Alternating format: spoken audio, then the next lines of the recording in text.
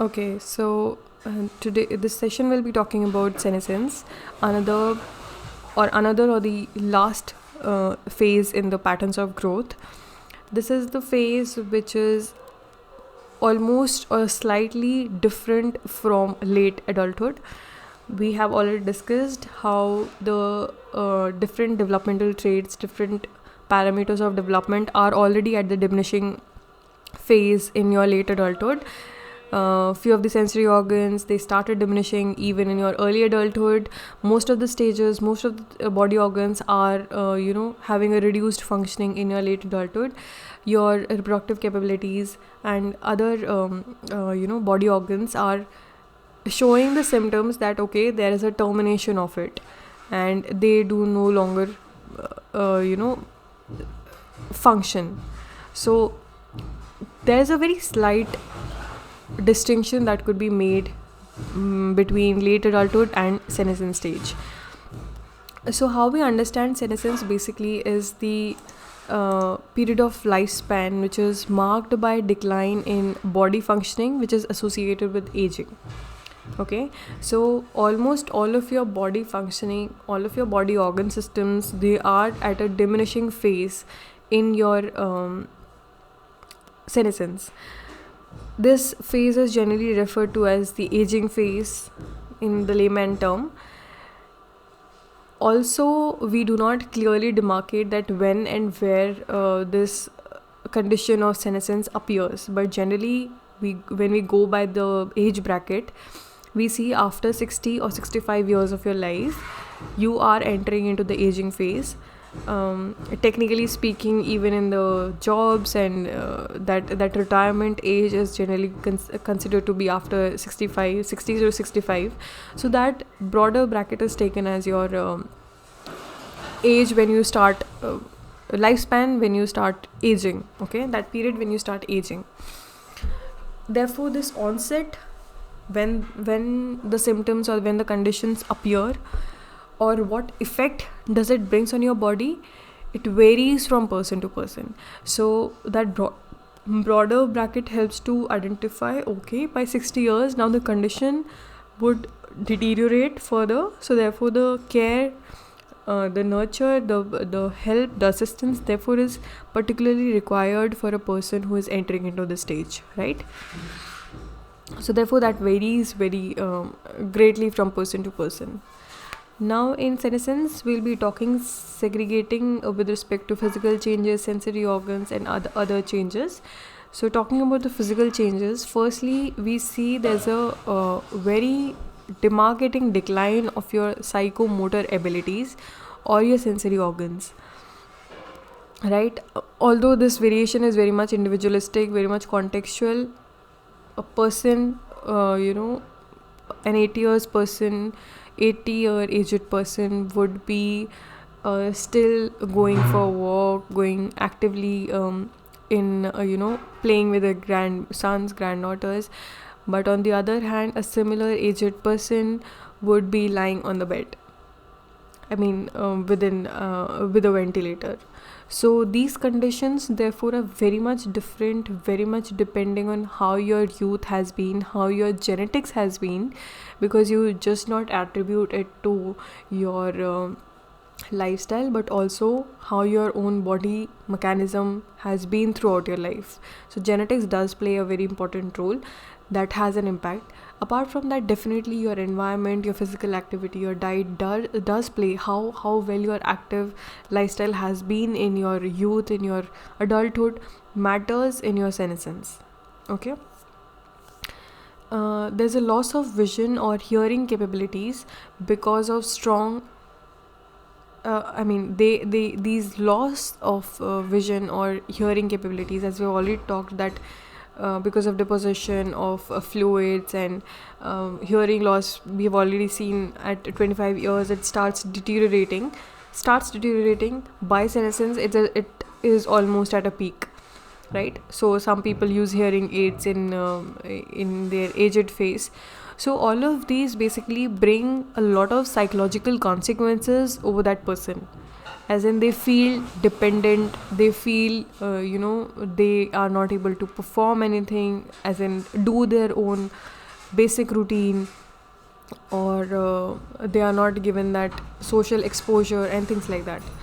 So so therefore that loss of vision, loss of hearing, loss of other sensory organs have a very strong psychological consequences over a person, right?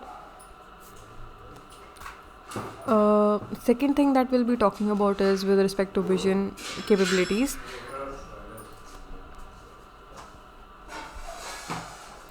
See, older adults, they have a trouble doing variety of activities due to vision challenges.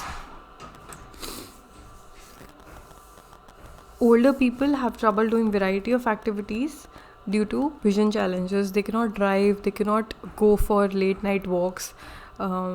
They I mean, that vision, even sitting at the home watching TV, is problematic for them, right? You see people around you who are aged. These symptoms are very much common. Again, there are factors like air pollution, your lifestyle issues, like even for diabetes, if you see people who have diabetic condition, they have in their premature phases, in their adulthood itself, they show the symptoms of having vision disabilities. So that is one thing. Glaucoma is the thing that I'm trying to associate with respect to diabetes. Um, See, these vision problems, they arise with respect to multiple things. Firstly, when we say that there's a something is there in front of you, but you cannot process it in your head, in your brain, that is one issue. Then nearsightedness, farsightedness, that is one thing. Third being your sensitivity towards light, right? Your eye takes, it's quite sensitive when they are exposed to bright lights. So that is one thing. Like, I give the examples of late night walks, but even in the broad daylight, bright daylight, they really cannot go out, and they have a trouble doing all these things. Plus they have a dynamic vision, visual searching is an issue, and therefore all these facets attribute to multiple vision problems associated with aging. After 65 years of your life, there are serious visual problems that affect daily lives, right? They have difficulty in depth perception and even in identifying or segregating two different colors. They developed cataract, right? That is the symptom wherein there's a cloudiness visible in the lens of your eye, which prevents the light to pass through, and therefore they slightly get a blurred vision of whatever they see. So that is one thing, and that's very commonly there in the senescence phase. Then there's glaucoma, which is another cause of blindness due to fluid pressure, which is internally damaging your eye, right? This thing is associated with diabetes. So these are very much issues that are pertaining to vision inabilities during senescence phase, right?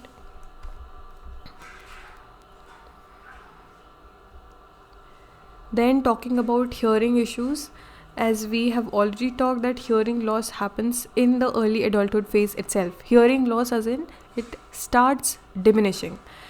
Although, like, if to my perception, if I had to say, current scenario, people are even more exposed to hearing issues because using of earphones, headphones, and things like that have an implication on our hearing abilities.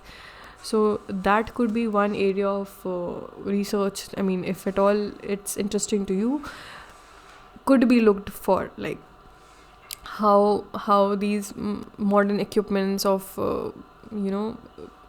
although some like if we talk about good quality earphones, they say that after a certain limit, increasing that volume impacts your hearing.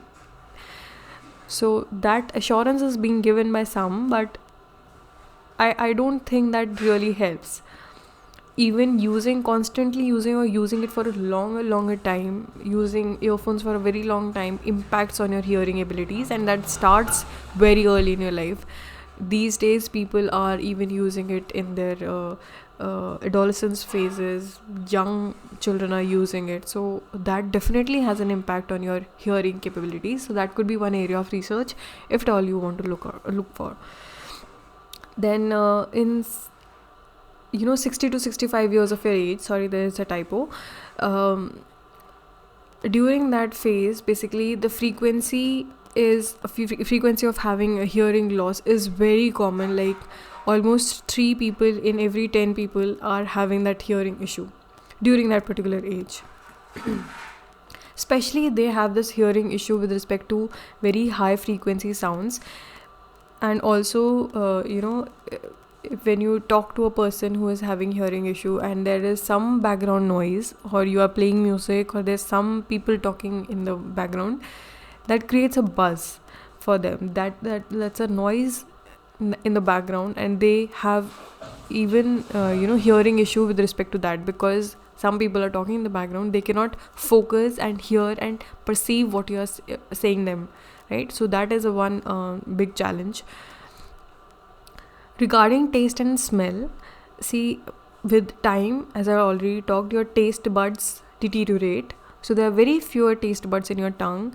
If you will see, most of the elderlies have the issue associated with lack of tasting good tasted food, or lack of they want some strong flavors.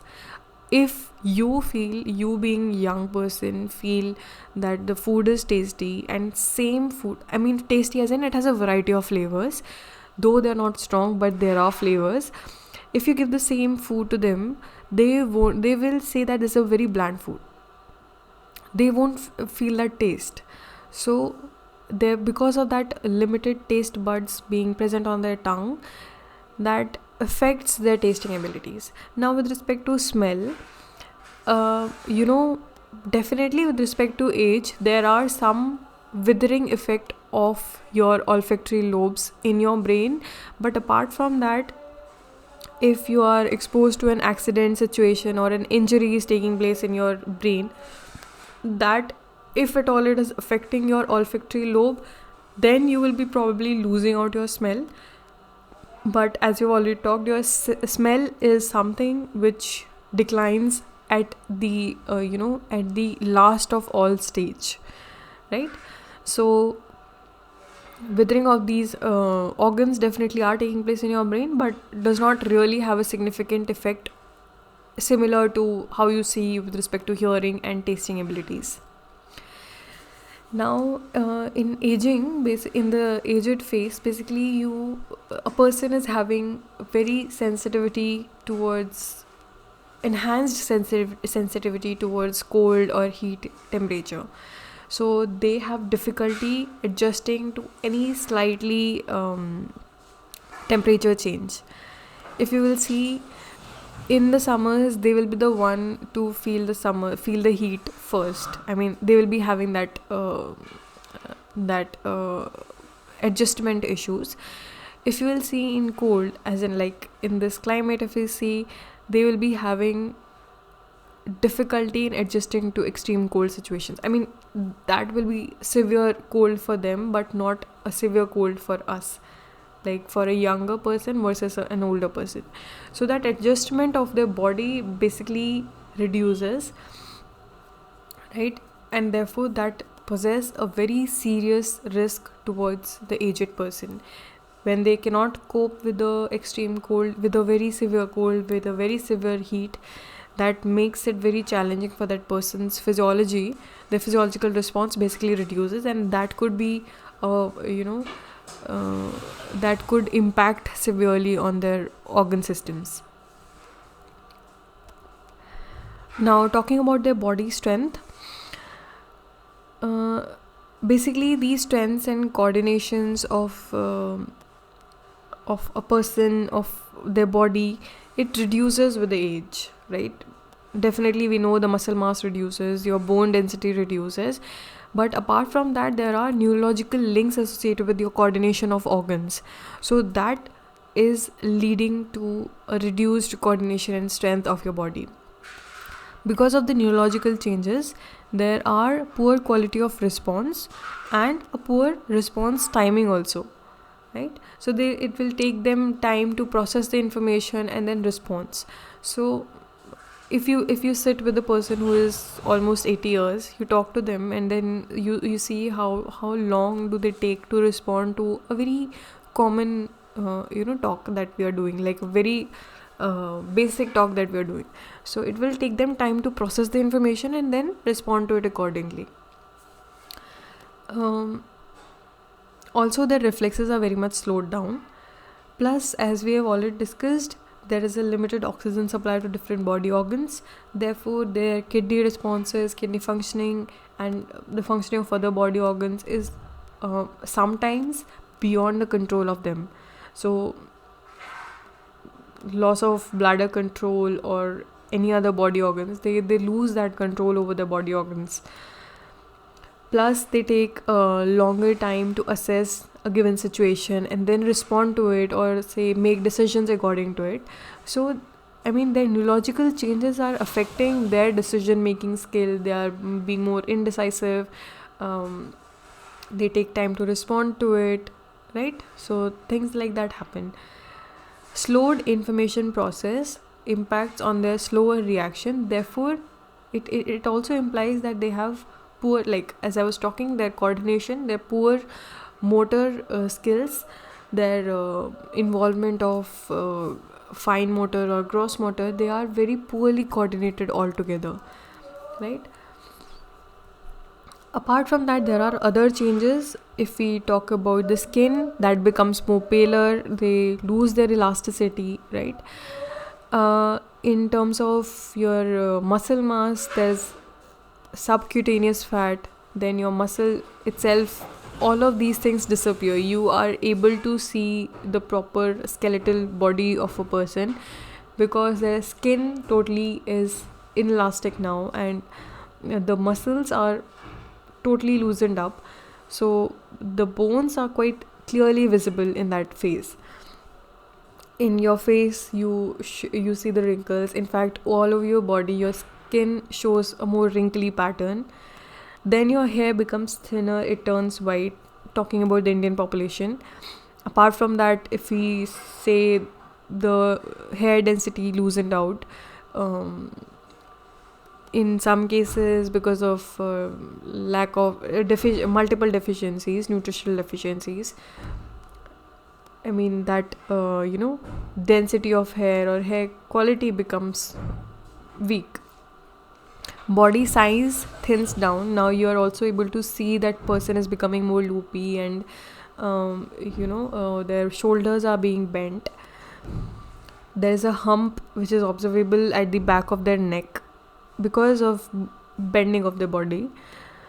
Apart from that, osteoporosis is very commonly observed, as we have talked about the biological criteria.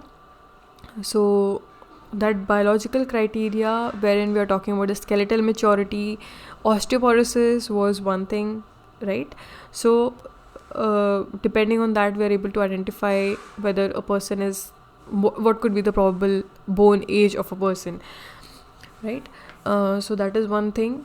Now people are becoming more susceptible to diseases. It is early senescence. Here we have to give more health care to that person because they are more prone to risk, more prone to diseases and infections. Heart rhythm is very slow, irregular, and because of the accumulation of fat deposits, there is the interference in the cardiac functioning. Also, there's a higher risk of blood pressure. So these are the associated risk. Then there are degradation of organ systems which contribute to the degenerative disorders, and therefore that could be a factor of early mortality or early death of a person during senescence itself. There could be reserved capacity for that person, for that organ system, but reserved capacity again is very much reduced in senescence. So these are some traits that are associated with senescence, and different themes of how we can segregate senescence with respect to other changes, body strength, temperature change, their sensory organs, their physical changes, etc. So here we ended the session on patterns of growth. Next we'll be talking about the curves of growth, factors impacting growth and development, and things like that. So let me know if you have any question about this video. Okay, thank you.